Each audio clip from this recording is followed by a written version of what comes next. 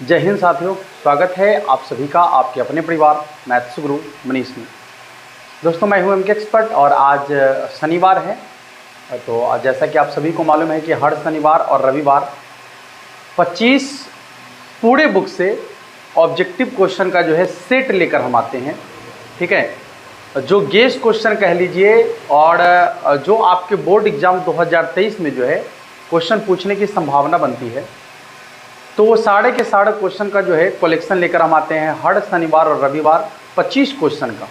ठीक है, तो आज भी जो है ये 25 क्वेश्चन का एक सेट है। ये सेट तीसरा चल रहा है। इससे पहले 2 सेट आपका जो है कंप्लीट हो गया है, और यदि आपने अभी तक उन वीडियो को नहीं देखा है तो उसका लिंक नीचे डिस्क्रिप्शन में आपको दिया गया है। आप जाकर जरूर उन वीडियो को देख लीजिएगा, क्योंकि आपके बोर्ड एग्जाम 2023 के लिए जो है बहुत ही इंपॉर्टेंट सेशन ये चल रहा है। ठीक है, आपके बोर्ड एग्जाम 2023 में जो है यहाँ से सवाल पूछने की पूरी संभावना है, क्योंकि वैसे ही क्वेश्चन हम आपके सामने लेकर आते हैं जो आपके बोर्ड एग्जाम में जो है ज़्यादा से ज़्यादा पूछने की संभावना बनता है। ठीक है, हाँ, फिजूल का कोई भी क्वेश्चन नहीं होता है। आइए शुरुआत करते हैं। आज थोड़ा सा हम जो है सेट को उल्टा सेट कर लिए हैं। जैसे और जो सेट था उसमें शुरुआत करते थे एक्सरसाइज 1 से हम, यानी रिलेशन एंड फंक्शन, उसके बाद इन्वर्स ट्रिग्नोमेट्री, उसके बाद मैट्रिक्स, उसके बाद डिटर्मिनेंट, उसके बाद डिफरेंशिएशन, उसके बाद इंटीग्रेशन, ऐसे करके आते थे। आज उल्टा कर लिया। आज हम शुरू करेंगे अवकल समीकरण से। ठीक है, अभी तक आपको अवकल समीकरण तक ही पढ़ाया गया, इसलिए अवकल समीकरण तक का ही सेट आपको दिया जा रहा है। जैसे जैसे आगे बढ़ेंगे वैसे वैसे उसमें इंक्लूड करते जाएंगे। जैसे अभी वेक्टर पढ़ रहे हैं, तो जब वेक्टर का ऑब्जेक्टिव आपको दे देंगे तो फिर वेक्टर का भी क्वेश्चन आपसे जो है वेक्टर का भी क्वेश्चन जो है सेट में आने लगेगा। उसके अलावा यदि आप हमारे साथ पेड बैच में जुड़ना चाह रहे हैं क्लास 12th के मैथमेटिक्स की पूरी तैयारी के लिए, तो एप्लीकेशन का लिंक नीचे डिस्क्रिप्शन में आपको मिल जाएगा। आप जाकर वहां से जो है हमारे साथ पेड बैच में जुड़ सकते हैं और अपनी गणित की तैयारी को और बेहतर कर सकते हैं। आइए, सबसे पहला सवाल, क्वेश्चन बनाने का तरीका आपको मालूम है, या ये जो सेट आपका 25 क्वेश्चन का चल रहा है इसमें कैसे बनाना होता है, जानकारी यदि नहीं है तो एक बार और हम आपको जानकारी दे दें कि पहले क्वेश्चन आपको यहाँ दिखेगा ऊपर में। ठीक है, जब आपको क्वेश्चन दिखेगा तो सबसे पहले आपको क्या करना है कि क्वेश्चन खुद से बनाने का प्रयास करना है। ठीक है ना, क्योंकि कॉन्सेप्ट आपको बता दिया गया है। यदि कॉन्सेप्ट आप नहीं देखे हैं तो सभी कॉन्सेप्ट वाले वीडियो का लिंक भी नीचे डिस्क्रिप्शन में आपको दिया गया है। सभी का एक्सरसाइज 1 से लेकर और अभी जहाँ वेक्टर चल रहा है उससे पहले तक जो भी हो गया है, तो सबका लिंक भी नीचे डिस्क्रिप्शन में दिया गया है। आप वहाँ से जैसे ही एक बार वीडियो को देख लीजिएगा आपको सब कंप्लीट समझ में आ जाएगा। ठीक ना, हाँ, तो पहले आपको बनाना है, फिर हम जो बनाएंगे उससे आपको मिला लेना है। आइए शुरुआत करते हैं। सबसे पहला सवाल आपका क्या कह रहा है, देखिएगा। सवाल कहता है कि अवकल समीकरण dy/dx minus y cos x बराबर sine x into cos x का समाकलन गुणांक क्या है।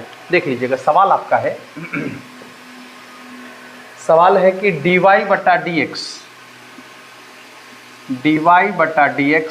माइनस वाई कॉस एक्स अब बराबर में आपका है साइन एक्स इंटू में है कॉस एक्स।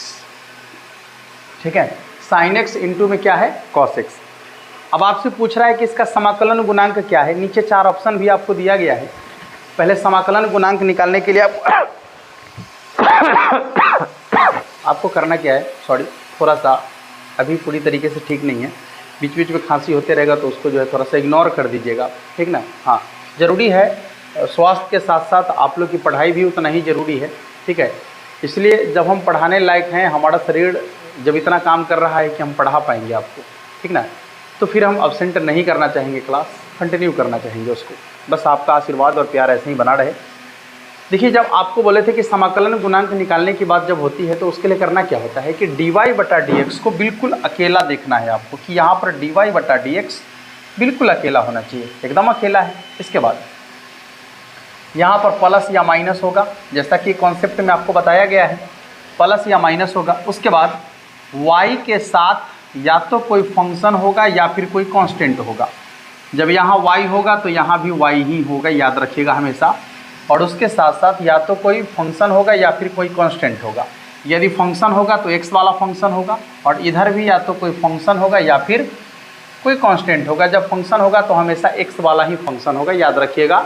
यदि यहाँ y है तो फंक्शन x वाला होगा, और यदि यहाँ x होगा तो फंक्शन y वाला होगा। यहाँ x होने का कंडीशन है कि dx ऊपर में होगा और dy नीचे में होगा। पूरा कॉन्सेप्ट आपको बताया गया है। चलिए, तो बिल्कुल सही है लिखल, कोई दिक्कत नहीं है। तो आपको करना क्या है कि आपको पूरा से कोई मतलब नहीं है। जब ऐसे फॉर्मेट में आपको ये क्वेश्चन दिख जाए, अवकल समीकरण जब इस फॉर्मेट में है, तो आपको जो है समाकलन गुणांक निकालना है, यानी IF का मान निकालना है। तो उसके लिए क्या करना है, e के पावर में इंटीग्रेशन किसका, तो y के बगल वाला का जो है वही, माइनस भी है और cos x भी है। माइनस को बाहर कर लीजिए और cos x का इंटीग्रेशन कर दीजिए। e के पावर में cos x का इंटीग्रेशन देख लीजिएगा। e के पावर में माइनस को बाहर रहने देते हैं, cos का इंटीग्रेशन हो जाता है आपका sin x। ठीक है, e के पावर में कितना हो जाएगा, माइनस sin x। तो इसका इंटीग्रेशन हो जाएगा e के पावर में माइनस sin x, जो कि आपके ऑप्शन नंबर ए में आपको दिख रहा होगा। देख सकते हैं ऊपर में आपको दिख रहा है। ठीक है, आप भी बनाए होंगे और उसके बाद जो हम बनाए उससे आपको मिला लेना है। दोनों आदमी का बिल्कुल सही है, यानी आपने भी बेहतर तरीके से क्वेश्चन को सॉल्व किया है। और जिनसे नहीं बन पाया क्वेश्चन, ठीक है, रेयर केस, यदि कहीं से नहीं बन पाया तो आपको यहाँ से सीख लेने की ज़रूरत है। ठीक है, आइए दूसरा सवाल, क्वेश्चन आपको ऊपर दिख रहा है, एक बार बनाने का प्रयास कर लीजिएगा सभी लोग फटाफट से। और ये हाथ में दस्ताना लगाने के पीछे बहुत बड़ा कोई रीज़न नहीं है। ठीक है, देख लीजिए, मिटाना आसान हो जाता है ना। हाथ में दस्ताना रहेगा तो मिटाना आसान हो जाएगा, लिखेंगे और ऐसे हाथ से मिटा देंगे ना। तो इसके पीछे कोई बहुत बड़ा रीज़न नहीं है, ज़्यादा दिमाग मत लगाइएगा इसके पीछे क्या है सो। अगला सवाल कह रहा है कि d² बटा में dx² प्लस x3। देखिए, d² बटा में dx² प्लस, क्वेश्चन आप लोग बनाइए, x3 इंटू dy बटा dx के होल क्यूब और बराबर में है x के पावर 4 बराबर में है x के पावर 4। पूछ रहा है कि इसकी कोटि क्या है। ठीक है, इसकी कोटि क्या है। तो कोटि और घात के लिए भी कॉन्सेप्ट आपको बता दिए हैं कि जब आपको किसी अवकल समीकरण का कोटि निकालना हो या अवकल समीकरण का घात निकालना हो, ठीक है बाबू, यदि आपको किसी अवकल समीकरण की कोटि निकालना हो या घात निकालना हो, तो हमेशा आपको देखना है कि पूरे अवकल समीकरण में सबसे ज़्यादा बार डिफ्रेंसिएशन कहाँ पर हुआ है। तो आप देख सकते हैं कि यहाँ एक बार डिफ्रेंसिएशन किया गया है, एक बार डिफ्रेंसिएशन करके उसके पावर में 3 रख दिया गया। इसका ये मतलब नहीं है कि 3 बार डिफ्रेंसिएशन हुआ है। ठीक है, यहाँ पर 1 बार डिफ्रेंसिएशन है, यहाँ पर 2 बार डिफ्रेंसिएशन किया गया है। ठीक है, तो कोटि जब आपको निकालना होगा तो आपको देखना है कि दिए गए अवकल समीकरण में सबसे ज़्यादा बार डिफ्रेंसिएशन कहाँ पर हुआ है। ठीक है, तो उस अवकल समीकरण में जहाँ पर सबसे ज़्यादा बार डिफ्रेंसिएशन हुआ है, यानी जितना सबसे ज़्यादा बार डिफ्रेंसिएशन हुआ है उस अवकल समीकरण की कोटि उतना ही होगी। इसमें सबसे ज़्यादा बार डिफ्रेंसिएशन 2 बार हुआ है, अर्थात इसकी कोटि कितना हो जाएगा आपका 2 के बराबर। ठीक है, जो कि आपके ऑप्शन नंबर बी में आपको दिख रहा होगा। चलिए, अब हम लोग कुछ जो है इंटीग्रेशन के सवाल को देखेंगे। ठीक है, वो भी निश्चित समाकलन के क्वेश्चन को देखेंगे। क्वेश्चन आपको ऊपर दिख रहा होगा, एक बार देख सकते हैं। एक बार पहले आप लोग बनाने का प्रयास कर लीजिए जल्दी से। ठीक है, हाँ, फिर जो हम बनाएंगे उससे आप मिलाइएगा उसको। देखिए, यहाँ पर क्वेश्चन आपका है कि सीमा का मान है 0 से π/2। ठीक है, सीमा का मान है 0 से π/2 और फिर आपका है यहाँ पर sin x इंटू में dx। देखिए गौर से, सीमा का मान है 0 से π/2। ठीक है, और इसके बाद क्या है आपका sin x इंटू dx। करना है इसका आपको इंटीग्रेशन। ठीक है, वो भी निश्चित समाकलन करना है। अच्छा, फ़र्क नहीं पड़ता कि आप निश्चित समाकलन करेंगे कि अनिश्चित समाकलन करेंगे। जैसे आप अनिश्चित समाकलन करते हैं वैसे ही आपको इंटीग्रेशन करना है। निश्चित समाकलन वाला वीडियो पूरा डल गया है, ठीक है ना। हाँ, तो आप देख सकते हैं वहाँ जाकर। तो जैसे आप अनिश्चित समाकलन का मान निकालते हैं वैसे ही आपको इसका भी मान निकालना है। बस एक छोटा सा काम क्या कर देना है बाबू, ध्यान से देखिएगा कि ये जो सीमा का मान है, ये जो सीमा का मान आपको दिख रहा है 0 से π/2, इंटीग्रेशन करने के बाद x के जगह पर पहले उच्च सीमा का मान रख देना है, अब माइनस दे के निम्न सीमा का मान रख देना है, घटा कर क्रिया कर देना है तो आंसर बन जाएगा। ठीक है, देखिए साइन का इंटीग्रेशन क्या होता है बाबू, साइन का इंटीग्रेशन होता है माइनस कॉस। ठीक है, और सीमा का जो मान है रख दीजिए। सीमा का मान कितना है तो 0 से π/2, यानी x के जगह पर पहले π/2 रखना है, माइनस को बाहर रहने दीजिए। cos π/2 यानी 90 डिग्री, अब माइनस cos 0। cos 90 डिग्री का मान जो होता है, sin 0 डिग्री का मान 0 होता है, तो cos 90 डिग्री का मान 0 होगा, माइनस cos 90 डिग्री का मान 1 होता है तो cos 0 डिग्री का मान कितना होगा, 1 के बराबर। या माइनस से गुना करेंगे, ये तो 0 हो जाएगा ना, तो माइनस से गुना करेंगे तो कितना हो जाएगा, माइनस माइनस प्लस 1 के बराबर ना। यानी इसका जो निश्चित समाकलन का मान होगा वो कितना हो जाएगा बाबू, 1 के बराबर, जो कि आपके ऑप्शन नंबर बी में आपको दिख रहा है। बहुत सिंपल सवाल है, और सिंपल सवाल इसलिए है क्योंकि आपके बोर्ड एग्जाम में सिंपल क्वेश्चन पूछा ही जाता है, ठीक है ना। और आपको सिंपल इसलिए भी लग रहा होगा क्योंकि आपने कॉन्सेप्ट को सीखा है। जिनको कॉन्सेप्ट नहीं मालूम है उनको तो क्वेश्चन देख के ही बुखार आ जाता होगा ना हो। हाँ, ध्यान रखिएगा इन चीज़ों का। चलिए अगले सवाल की तरफ चलेंगे। क्वेश्चन आपको ऊपर दिख रहा है, देख लीजिएगा एक बार क्वेश्चन देखिएगा और पहले बनाने का खुद से प्रयास कीजिएगा। हम आपको बार बार कह रहे हैं कि हमसे आप तभी क्वेश्चन को मिलाइए, ठीक है, जब आप क्वेश्चन को बना लीजिए। हमारे भरोसे आप तभी रहिए जब आप क्वेश्चन को पहले सॉल्व कर लीजिए, उसके बाद जब हम बनाएंगे तो उससे आप मिला लीजिएगा, ठीक है ना। चलिए क्वेश्चन क्या कह रहा है देखिएगा। हाँ, दूसरा क्वेश्चन आपका है, सीमा का मान दिया गया है 0 से 1, ठीक है ना बाबू। सीमा का मान है 0 से 1 और यहाँ है x² इंटू में dx, यानी x² का इंटीग्रेशन करना है, ठीक है।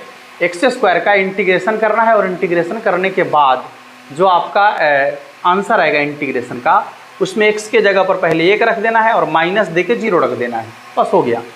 पहले तो x² का इंटीग्रेशन करो भाई। तो x² का इंटीग्रेशन कितना होता है, x के पावर 3 बटा में 3, ठीक है।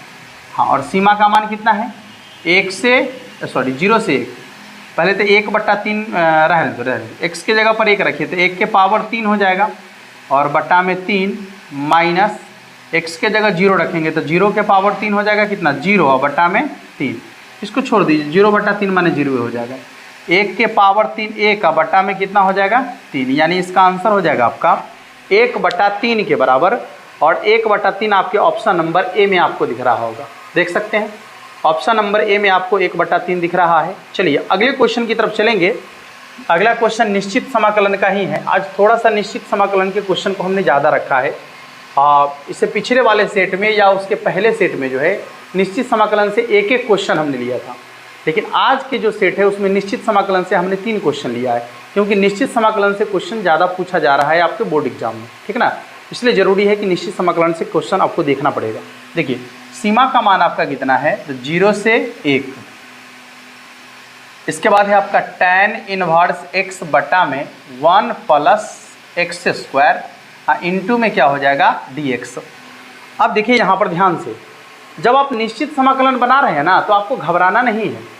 निश्चित समाकलन जब आप सॉल्व कर रहे हैं तो हमेशा माइंड में अनिश्चित समाकलन वाला कॉन्सेप्ट रखिए। जितना भी आपको अनिश्चित समाकलन का कॉन्सेप्ट बताया गया है, चाहे वो ऑब्जेक्टिव वाला बताया गया है या फिर आपको सब्जेक्टिव वाला बताया गया है, ठीक है। हाँ, ऑब्जेक्टिव वाला बताए हैं या फिर सब्जेक्टिव वाला बताए, आपको क्रिया वही करना है। समझ में आ रहा है सभी लोग को, किसी को दिक्कत, क्रिया वही करना है, ठीक है। हाँ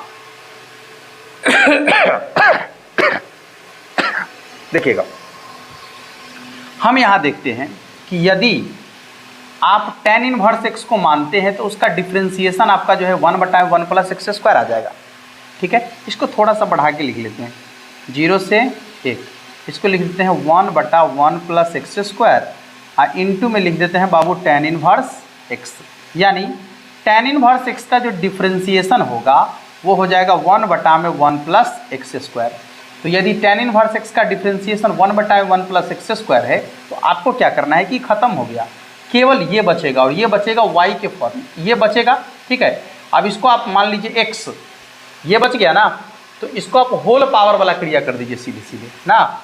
इसका हो जाएगा tan इनवर्स x के होल पावर में 2 और बटा में 2। कॉन्सेप्ट बताया गया है आपको, प्लस कितना हो जाएगा c।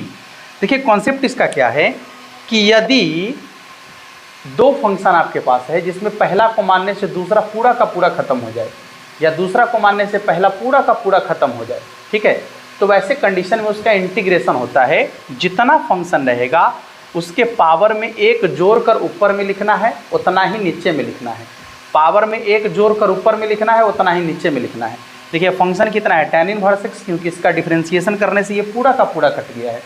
तो जो फंक्शन है उसके होल पावर में यदि देखा जाए तो 1 है।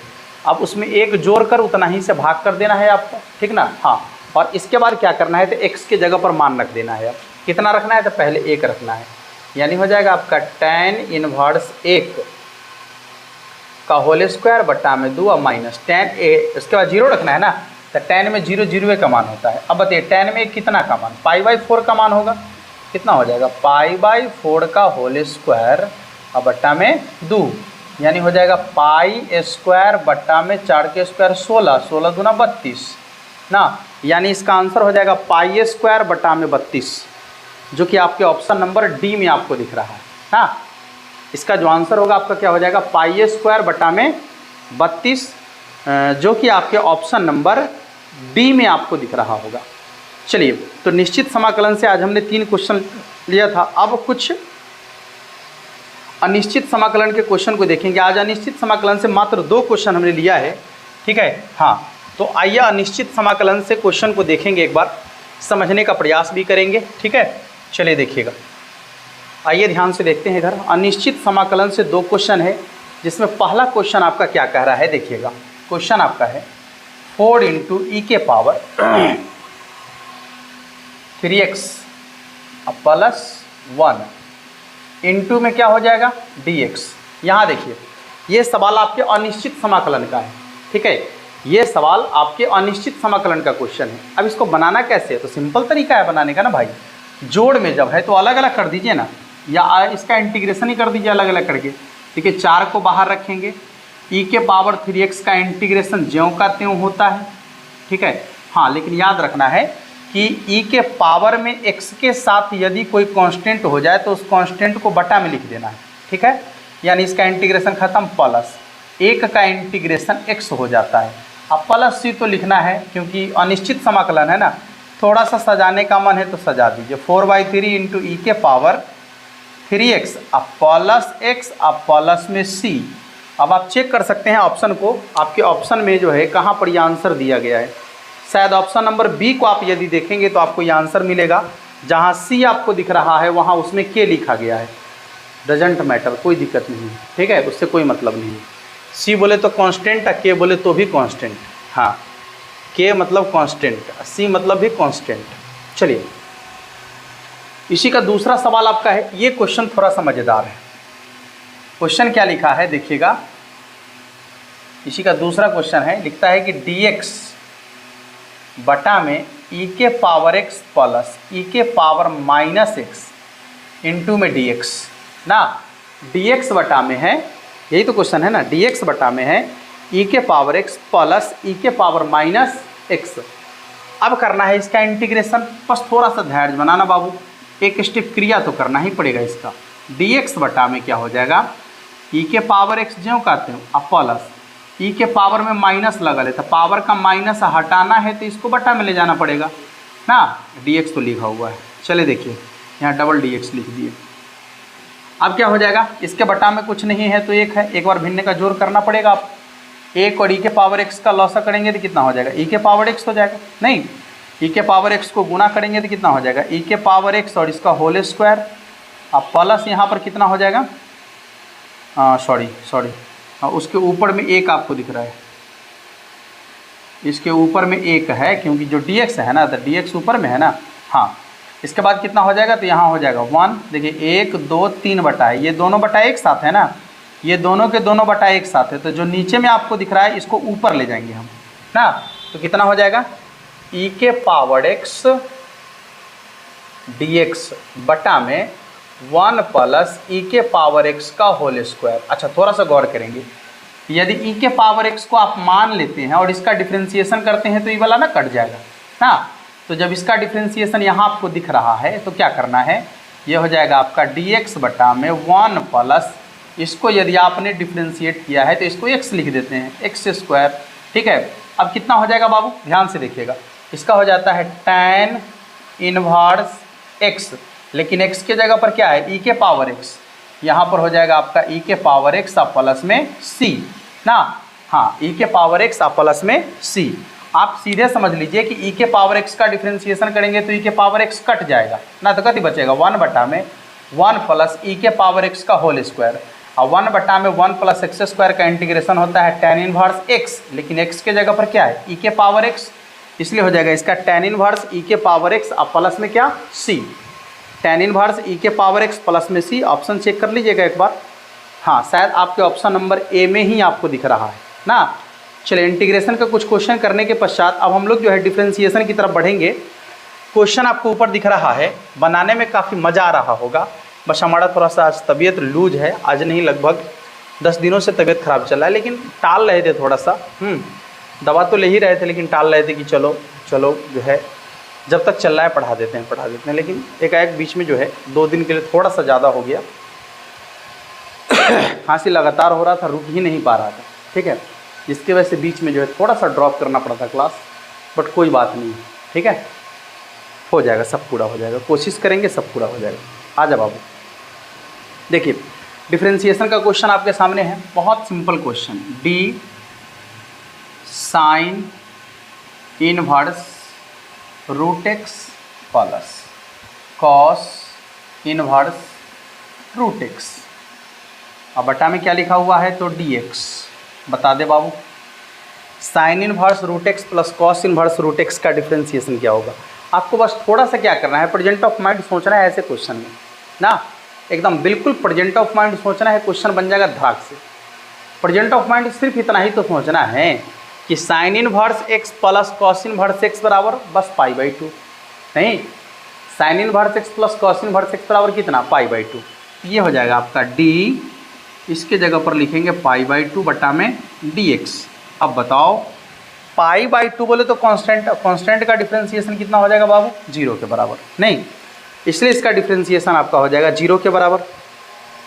चलिए, दूसरा सवाल कह रहा है कि a के पावर x का डिफरेंशिएशन क्या होगा। बहुत सिंपल सा सवाल है, a के पावर x का डिफरेंशिएशन क्या होगा, देख लीजिए जल्दी से। a के पावर x का डिफरेंशिएशन क्या होगा, नीचे 4 ऑप्शन भी लिखा हुआ है, मतलब ये डायरेक्ट फॉर्मूला ही है, ठीक ना। a के पावर x ये डायरेक्ट फॉर्मूला ही है, a के पावर x का डिफरेंशिएशन आपको जो है फॉर्मूला के तौर पर लिखाया गया है, देख लीजिएगा। तो a के पावर x का इंटीग्रेशन होता है आपका a के power x into log e के पावर a, या फिर a के पावर x इंटू में लॉग a, देख लीजिएगा ये a के पावर x इंटू में कितना हो जाएगा आपका लॉग a, क्लियर है, देख लीजिए एक बार, a के पावर x इंटू में लॉग a। ऑप्शन को चुन लीजिएगा, a के power x into log a ही दिया गया है, ये नीचे वाला ऑप्शन है जो कि आपके ऑप्शन नंबर सी में आपको दिख रहा होगा, नहीं। चलिए अगला सवाल, अगला क्वेश्चन आपके सामने ऊपर दिख रहा है, देखिए एक बार जल्दी से। यदि आप ये 25 में से 25 क्वेश्चन का सॉल्यूशन कर लेते हैं ना बाबू, ठीक है, तो समझ लीजिए कि आपकी तैयारी जो है बेहतर है, अच्छा ही नहीं आपकी तैयारी बेहतर है, ठीक है, बस आपको मेंटेन करके चलने की ज़रूरत है। यदि आप 25 में से 22-23 क्वेश्चन का सॉल्यूशन कर लेते हैं तो आपकी तैयारी अच्छी है, ठीक है, और यदि इन 25 क्वेश्चन में से आपने 20 क्वेश्चन का भी सही जवाब नहीं दे पाया तो आपको बहुत ज़्यादा मेहनत करने की ज़रूरत है अभी, ठीक है, बहुत ज़्यादा मेहनत करने की ज़रूरत है। आपको लगातार जो है पढ़ाई करने की ज़रूरत है, वीडियो के माध्यम से हो या फिर ऑफलाइन हो या ऑनलाइन हो, जहाँ भी आप पढ़ रहे हैं, ठीक है, वहाँ पर जाकर आपको और मेहनत करने की ज़रूरत है, और भी ज़्यादा कॉन्सेप्ट सीखने की ज़रूरत है, और भी ज़्यादा प्रैक्टिस करने की ज़रूरत है आपको, ठीक है। देखिए क्वेश्चन क्या है, क्वेश्चन आपका कह रहा है कि डी tan स्क्वायर एक्स बटा में डी एक्स। अब देखिए यहाँ 2 फंक्शन है, एगो tan है, एगो होल स्क्वायर है। आपको बताए हैं कि जब भी डिफरेंशिएशन आप करेंगे तो जितना फंक्शन होगा उतनी बार डिफरेंशिएशन करना है, सबको गुना में लिखना है, ठीक है, जितना फंक्शन होगा उतनी बार डिफरेंशिएशन करना है, सबको गुना में लिखना है। अच्छा कोई बात नहीं, यहाँ देखिए पहले होल पावर वाला फंक्शन का डिफरेंशिएशन करेंगे तो पावर को आगे में लिखेंगे, फंक्शन को ज्यों का त्यों लिखेंगे, अब पावर में से 1 कम कर लेंगे, तो ये तो हो गया होल पावर वाला का। अब tan का डिफरेंशिएशन करेंगे तो क्या हो जाएगा बाबू, सेक स्क्वायर एक्स, यानी होल पावर वाला का differentiation 2tan x into tan का डिफरेंशिएशन क्या हो जाएगा sec square x. Option check कर सकते हैं, ऑप्शन चेक कर सकते हैं, ऑप्शन नंबर डी में आपको दिख रहा होगा, ठीक है, ऑप्शन नंबर डी में आपको दिख रहा होगा इसका आंसर। चलिए 2 क्वेश्चन और हमने लिया है डिफरेंशिएशन का, डी कॉस क्यूब थीटा बटा में डी थीटा, ठीक है। डी कॉस क्यूब थीटा बटा में डी थीटा। देखिए यहाँ पर होल पावर में 3 लिखा हुआ है, तो पहले होल पावर वाले फंक्शन का डिफ्रेंसिएशन कितना है, पावर को आगू में लिखेंगे, फंक्शन को ज्यों का त्यों लिखेंगे और पावर में से एक कम कर लेंगे। ठीक है, 3 cos स्क्वायर थीटा इंटू, और जब cos का डिफ्रेंसिएशन करेंगे तो कितना हो जाएगा, cos का डिफ्रेंसिएशन हो जाता है माइनस साइन थीटा, यानी हो जाएगा आपका -3 cos स्क्वायर थीटा इंटू में साइन थीटा। ठीक है, -3 cos स्क्वायर थीटा इंटू में क्या है, साइन थीटा। ऑप्शन को एक बार चेक कर लीजिएगा, ऑप्शन नंबर सी में आपको दिख रहा होगा, -3 cos square theta into sine theta. ठीक है ना बाबू। चलिए अगला एक लास्ट क्वेश्चन आपका और है जो डिफ्रेंसिएशन का ही है, चलिए उसको भी देख लेते हैं। क्वेश्चन आपको दिख रहा होगा, एक बार बनाने का प्रयास तो कर ही लीजिए आप लोग। प्रयास क्या, आप क्वेश्चन देखते ही क्वेश्चन का सॉल्यूशन कर दीजिएगा, क्योंकि पूरा का पूरा कॉन्सेप्ट आपको बता दिया गया है। डी tan x/3 इंटू में बटा में dx। यहाँ देखिए 2 फंक्शन है, एगो tan है, एगो x/3 है, 2 फंक्शन है आपका। तो पहले tan का डिफ्रेंसिएशन करो बाबू। tan का डिफ्रेंसिएशन हो जाता है आपका सेक स्क्वायर, जो कोणांक में है उसको ज्यों का त्यों, इंटू यहाँ देखिए 1/3। जब इसका डिफ्रेंसिएशन करेंगे तो 1/3 इसमें कांस्टेंट है, बाहर कर देंगे। x का डिफ्रेंसिएशन करेंगे तो कितना हो जाएगा, 1 के बराबर। या फिर आप ऐसे देख सकते हैं कि यदि त्रिकोणमितीय अनुपात के कोणांक में x के साथ यदि कोई कांस्टेंट आ जाए तो उस कांस्टेंट को आगू में लिख देना है। ठीक है, उस कांस्टेंट को क्या करना है, आगू में लिख देना है। तो आपको ये सब करने की ज़रूरत नहीं है, बस हो गया। tan का डिफ्रेंसिएशन सेक स्क्वायर कोणांक में है ज्यों का त्यों, x के साथ जो कांस्टेंट है उसको आगू में लिख देना है, तो आपका डिफ्रेंसिएशन आसानी से बन जाएगा। यानी इसका हो जाएगा आपका 1/3 सेक स्क्वायर x/3 के बराबर। ठीक है ना। चलिए, तो इस तरीके से डिफ्रेंसिएशन का भी कुछ क्वेश्चन अभी जो है हमने देखा है। अब आइए आपको जो है थोड़ा सा डिटर्मिनांट के क्वेश्चन के बारे में आपको बताते हैं। और देखिए डिटर्मिनांट से आज हमने 2 क्वेश्चन लिया है, और दोनों के दोनों क्वेश्चन जो है आपके 3 × 3 कोटि का है, वो भी उसका मान ज्ञात करना है। ठीक है, 3 × 3 कोटि के डिटर्मिनांट का मान निकालना है आपको। देखिए पहला सवाल क्या है, ध्यान देंगे थोड़ा सा इधर। पहला सवाल आपका है 257, देखिएगा यहाँ पर दिख रहा है, हाँ दिख रहा है, 257। उसके बाद क्या है, 257 का 6 - 8 - 2, 6 - 8 - 2। उसके बाद क्या है 358। अब देखिए इसका मान निकालने के लिए आपको कहा जा रहा है कि दिए गए डिटर्मिनांट का मान ज्ञात करें। मान ज्ञात करने के लिए आपके पास तरीका है, बेहतर है, लेकिन हम एक नई तरीका आपको बताते हैं जो आसानी से आप बना सकते हैं। जब भी आपको ऐसे 3 × 3 कोटि वाला आ जाए, ठीक है, तो आप क्या कीजिएगा कि पहले इसको ज्यों का त्यों लिख दीजिएगा। 2 6 3 5 -8 5 7 -2 और 8। ये देखिए कॉलम नंबर 1 और कॉलम नंबर 2 को ज्यों का त्यों फिर इसके बगल में उतार देना है। जैसे 2 6 3 5 -8 और 5 ना, ये कॉलम नंबर 1 और कॉलम नंबर 2 को जैसे के तैसे बगल में उतार देना है। 2 6 3 तो 2 6 3 5 -8 5 5 -8 और 5। अब देखिए 3 3 का आपको जोड़ा लगा लेना है। देखिए 3 गो हो गया, यहाँ भी देखिएगा 3 गो हो गया, यहाँ भी देखिएगा 3 गो हो गया। ठीक है, चलिए गुना करने के बाद इसको जो है गुना कर लेना है। कितना हो जाएगा, ये प्लस ये माइनस, तो प्लस माइनस माइनस, 8 को 8 से गुना करेंगे 64, और 64 को 2 से गुना करेंगे तो कितना हो जाएगा 128, यानी कि -128। ठीक है, चलिए अगला क्या है, तो अगला आपका है यहाँ पर देखिए प्लस माइनस प्लस, तो ये हो जाएगा आपका माइनस कितना 5 दूनी 10, 5 दूनी 10 और 10 दिए 30। ठीक है, फिर आपका हो जाएगा यहाँ पर प्लस प्लस प्लस, यहाँ प्लस हो जाएगा 7 छक 42, 42 पचे 420, 42 पचे हो जाएगा आपका 5 दूना 10 0, 5 छक 20 है 21, 210। बीच में आपको लगाना है माइनस का चिन्ह। ठीक है ना बाबू, बीच में माइनस का चिन्ह लगाना है। अब नीचे से देखिए तीन तीनों का जोड़ा लगाया, अभी ऊपर से लगाया ना, अब नीचे से तीनों का जोड़ा लगाइए। देखिए 3 गो और फिर ये 3 गो, ठीक है। चलिए गुना कीजिए, ये हो जाएगा आपका 8 सते 56 और 56 को 3 से गुना करेंगे 150 और उधर हो जाएगा आपका 12 यानी 162, तो -162 इधर गुना कीजिएगा। ये प्लस है, ये माइनस, तो प्लस माइनस माइनस और यहाँ भी आपका हो जाएगा प्लस, तो ये माइनस से हो जाएगा ना। 5 दूना 10 दूना 20, ठीक है। इसके बाद प्लस कितना हो जाएगा 8 छक 48 या फिर 6 पचे 30 और 30 अठे 210, 30 अठे 210। अब आप है ये मिस्टेक है, देखिए गुना 6 पचे 30 और 30 को 8 से गुना करेंगे तो कितना हो जाएगा 8 त्रिक 24 यानी कि 240 ना। यहाँ इसको जोड़ेंगे तो कितना हो जाएगा -158 और प्लस 210। देखिएगा यहाँ पर भी छोटा सा मिस्टेक है, ये 8 सते 56 और 56 को 3 से गुना करेंगे तो कितना हो जाएगा 168, ठीक है।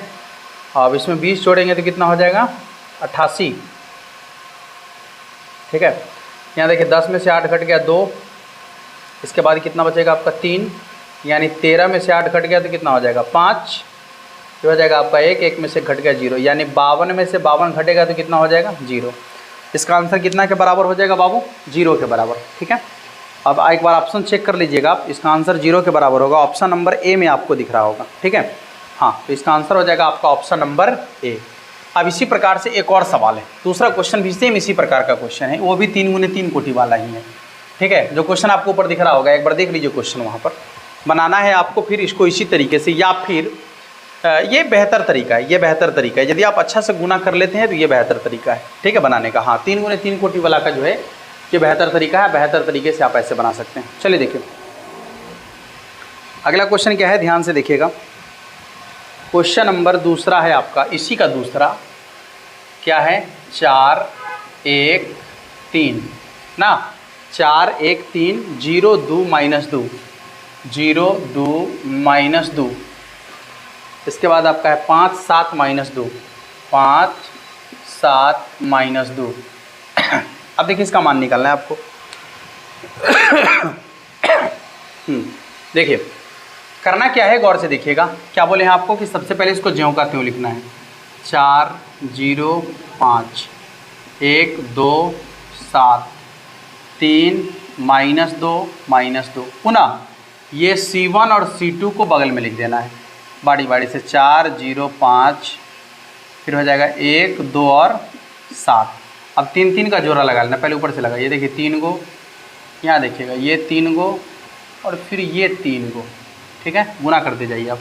4 दूना 8 दूना 16 यानी हो जाएगा -16, फिर हो जाएगा यहाँ पर -10। सिंपल है गुना करना। ये तो 0 वाला आ गया तो ये तो 0 हो जाएगा, छोड़ दीजिए, बीच में माइनस लगा लीजिए। चलिए अब नीचे से तीनों का जोड़ा लगाइए। देखिए 3 गो और फिर ये 3 गो, ठीक है। कितना हो जाएगा 5 दूना 10 ये 30 और ये हो जाएगा आपका 7 दूना 14 14 चौके 56 यानी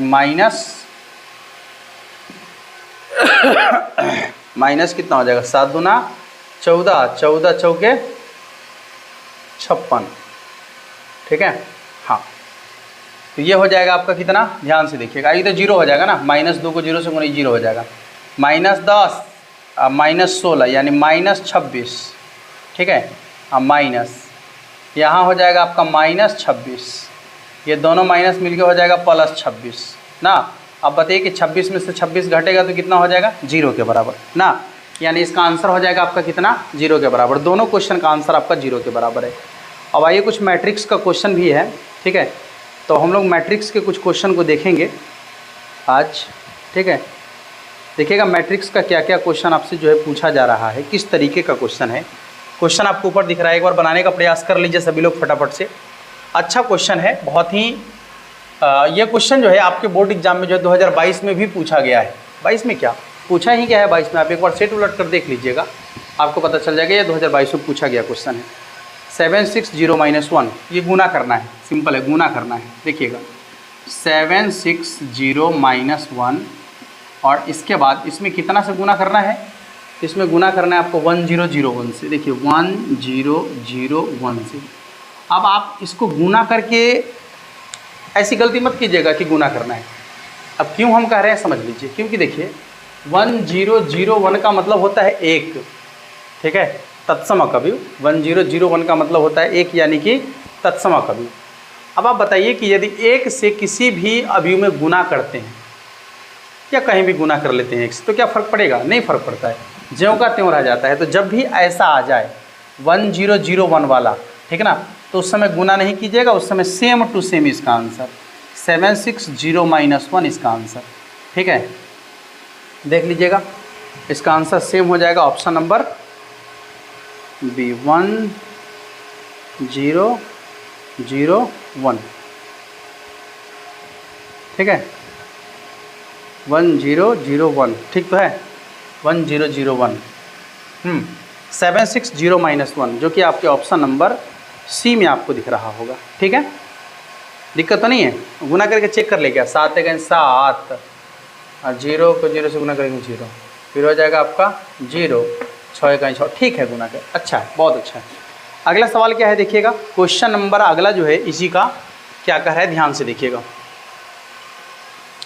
सवाल आपका है कि ए का मान दिया गया है तो इसका एडजॉइंट पूछ रहा है। देखिए ए बराबर दिया गया है, क्या दिया गया है ए बराबर, तो कह रहा है कि 2 3 1 4, ठीक है बाबू, 2 3 1 4, ये ए का मान आपको दिया गया है। तो आपसे पूछ रहा है ना कि इसका एडजॉइंट क्या होगा। एडजॉइंट मतलब होता है सहखंडज, ठीक है, एडजॉइंट का मतलब होता है सहखंडज। तो जब भी आप इसका एडजॉइंट निकालोगे ना, तो एक मतलब काम जो हम आपको बता रहे हैं आसान वाला वो कीजिएगा। पहले क्या कीजिएगा कि इसका स्थान बदल दीजिएगा। स्थान बदलने का मतलब आपस में इंटरचेंज, इसको यहाँ पर, ठीक है, और इसको यहाँ पर आपस में इंटरचेंज कर देना है दोनों को। विकर्ण वाला का स्थान बदल दीजिएगा और ये दोनों का चिन्ह बदल दीजिएगा, हो गया एडजॉइंट का मान। एडजॉइंट का मान निकालना है तो सिंपल करना है कि इसका स्थान बदल देना है, यानी 4 ऊपर में लिख देना है, 2 नीचे में लिख देना है, और ये दोनों का चिन्ह बदल देना है। तो यहाँ -3 हो जाएगा, यहाँ -1 हो जाएगा। ऑप्शन आप चेक कर सकते हैं, आपका जो ऑप्शन है कौन सा ऑप्शन होगा इसका, ऑप्शन नंबर ए में ही आपको दिख रहा होगा शायद, 4 - 3 -1 और 2, 4 - 3 -1 2, ऑप्शन नंबर ए में ही आपको दिख रहा है। अगला सवाल क्या है देखिएगा, क्वेश्चन नंबर आगे, क्वेश्चन क्या है समझ लीजिए। x बराबर क्या दिया है, x बराबर भाई, x बराबर क्या दिया है, देखिए यहाँ पर थोड़ा सा मिस्टेक है, 1001 होना चाहिए था, ये क्वेश्चन में मिस्टेक है थोड़ा सा, ठीक है। x का मान जो है 1001 होना चाहिए था, ये मिस्टेक हो गया है थोड़ा सा। तो सवाल पूछ रहा है कि x के पावर 8 का मान कितना होगा, ठीक है ना। सवाल पूछ रहा है कि x के पावर 8 का मान कितना होगा, कब, जब x का मान 1001 दिया गया है। सिंपल है, 1001 मतलब 1 i के पावर में चाहे आप कितनों रख दीजिएगा उसका मान i ही होगा, ठीक है, माने 1 के ही बराबर होगा। जैसे 1 के पावर में कितना भी रख दीजिएगा तो उसका मान 1 के होगा ना, तो इसके पावर में आप कितना भी रख दीजिएगा तो इसका मान इतना ही होगा, 1001 के बराबर ही होगा, ठीक है। अब आप चेक कर सकते हैं इसका ऑप्शन, ऑप्शन नंबर डी में आपको दिख रहा होगा 1001 के बराबर। आइए एक और क्वेश्चन है, ये क्वेश्चन बहुत ही सिंपल है। यहाँ पर बाहर में 3 लिखा है और अंदर में लिख दिया है कितना, 5 6 7 8, 5 6 7 8। सुनो बाबू,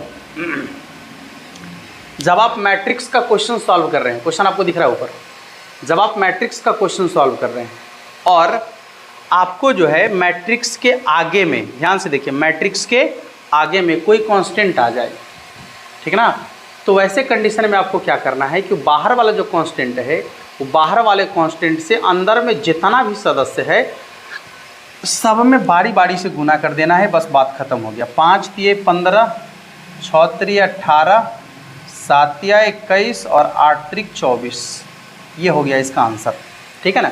हाँ, जो बाहर वाला कांस्टेंट है उससे अंदर में सभी सदस्यों में बारी बारी से गुना कर देना है। और वैसा ही क्वेश्चन आपका अगला भी है, अगला क्वेश्चन वैसे ही है, बाहर में 2 दे दिया है और अंदर में लिख दिया है 1 2 3 4, देख सकते हैं आप, ठीक है, बाहर में 2 दे दिया है और अंदर में 1 2 3 4 लिख दिया है।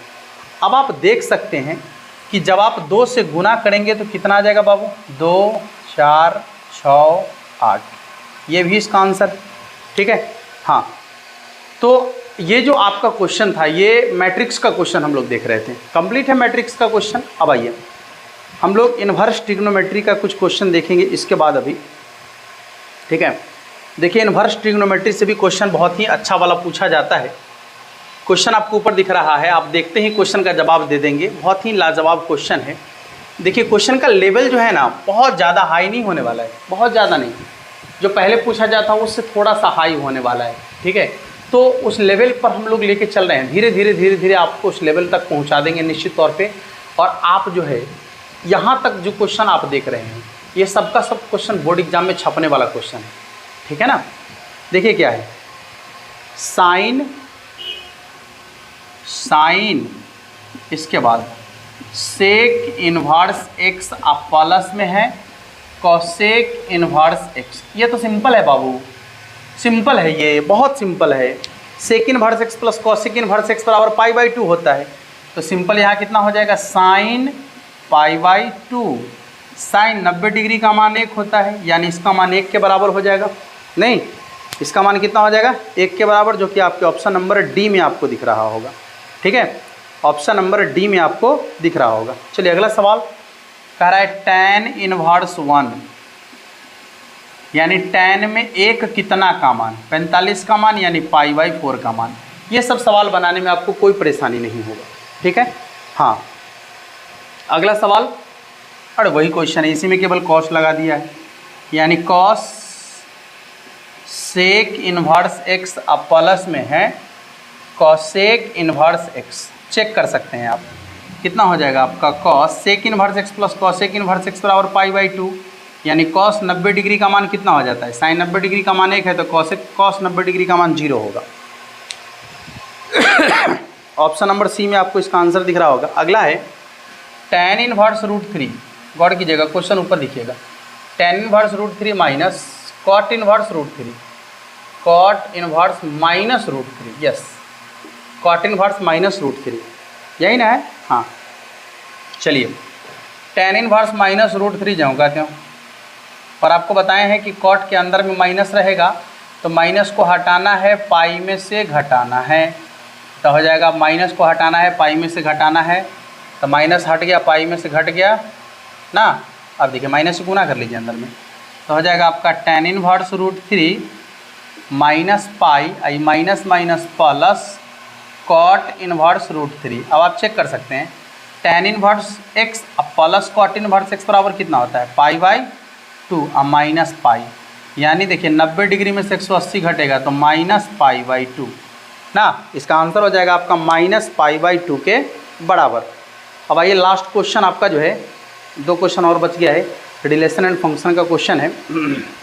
देखिए क्वेश्चन आपके सामने ऊपर में आपको दिख रहा होगा, एक बार क्वेश्चन देख लीजिए, बनाने का प्रयास भी कर लीजिए ना, देखिएगा तो बनाने का प्रयास तो करना ही ना पड़ेगा, तो जल्दी से क्वेश्चन देख लीजिए और बनाने का प्रयास कर लीजिए सभी लोग, फटाफट से एक बार जल्दी क्वेश्चन देखिए, बनाने का प्रयास कर लीजिए। 2 क्वेश्चन है रिलेशन एंड फंक्शन से। पहला क्वेश्चन आपको क्या कह रहा है, f(x) का मान दिया गया है, गौर कीजिएगा यहाँ पर f(x) बराबर दिया गया है 2x² माइनस 1, और इसके बाद gx बराबर दिया गया है आपका, gx बराबर कितना दिया गया है, तो 2x प्लस 3, ठीक है। आपको क्या कह रहा है निकालने के लिए, g ऑफ f(x) मान निकालना है, g ऑफ f(x), यानी इसको शॉर्ट में कभी कभी गॉफ भी कह देते हैं, ठीक है ना बाबू, गॉफ। और फॉग, गॉफ, हॉफ, हॉ, फॉह, ये सब निकालने का जो तरीका है आपको बता दिया गया है, ठीक है। नहीं देखे हैं तो इसमें हमारी गलती नहीं है, ये सब बता दिए हैं। देखिए यहाँ पर फॉग का मतलब होता है, गॉफ है ना, गॉफ का मतलब होता है g ऑफ f(x), यानी gx के फंक्शन में x के जगह पर f(x) का मान रख देना ही गॉफ कहलाता है। रख दीजिए, 2 ज्यों का त्यों रहेगा, x के जगह पर f(x) का मान रख देंगे तो कितना हो जाएगा, 2x² माइनस 1 आप प्लस 3 ज्यों का त्यों हो तो गया, गुना करेंगे तो कितना हो जाएगा, 4x² माइनस 2 आप प्लस 3, यानी कितना हो जाएगा 4x² और 2 में से 3 घट गया तो कितना हो जाएगा +1, यानी इसका हो जाएगा आपका 4x² + 1। चेक कर लीजिए, इसका हो जाएगा 4x² + 1 नहीं, ओहो सिर्फ x² - 1 है, सॉरी सिर्फ x² - 1 है, सिर्फ x² - 1 है, 2x² नहीं, सिर्फ x² - 1 है। तो सीधे हो जाएगा आपका 2x² ना, 2x² + 1, ठीक है। कितना हो जाएगा 2x² + 1, जो कि आपके ऑप्शन नंबर किधर दिख रहा है भाई, हाँ ऑप्शन नंबर ए में ही आपको दिख रहा होगा। एक और सवाल है कि fx1 बराबर fx1 बराबर fx2, ठीक है, जहाँ x1 बराबर है आपका x2, सिंपल है, ये तो बहुत सिंपल है। fx1 बराबर fx2, x1 बराबर x2, ठीक है। ये ऑल x1 बराबर x2 जो है बिलोंग्स टू a है, यानी x1 और x2 जो है a का सदस्य है। जब दोनों के दोनों जो है x1 और x2 दोनों के दोनों आपस में बराबर हो जाता है तो उसको एकाएकी फलन कहा जाता है। ये बहुत पुराना वाला क्वेश्चन है, ठीक है। हाँ एकाएकी फलन, x1 रखेंगे तो x2 निकल के आएगा, x1 रखेंगे x2 निकल के आएगा, सिंपल है, ठीक है। ये दोनों के दोनों जो है तो इस तरीके से आपका जो है आज का ये 25 क्वेश्चन का जो एक सेट था ये कंप्लीट हुआ है, ठीक है। थोड़ा सा एनर्जी कम था लेकिन आप लोगों ने बेहतर एनर्जी लगाया है, इसके लिए आप सभी को दिल से धन्यवाद। और कल संडे है तो कल एक और सेट हम आप लोगों के लिए लेकर आएंगे। यदि आपको बेहतर लग रहा है, समझ में आ रहा है, ठीक है, तो वीडियो को शेयर ज़रूर कर दीजिएगा। बाद बाकी आप समझ रहे हैं कि आपको करना क्या है, ज़्यादा बोलेंगे नहीं। मिलेंगे फिर हम लोग नेक्स्ट क्लास में, और तब तक के लिए आप सभी को जय हिंद।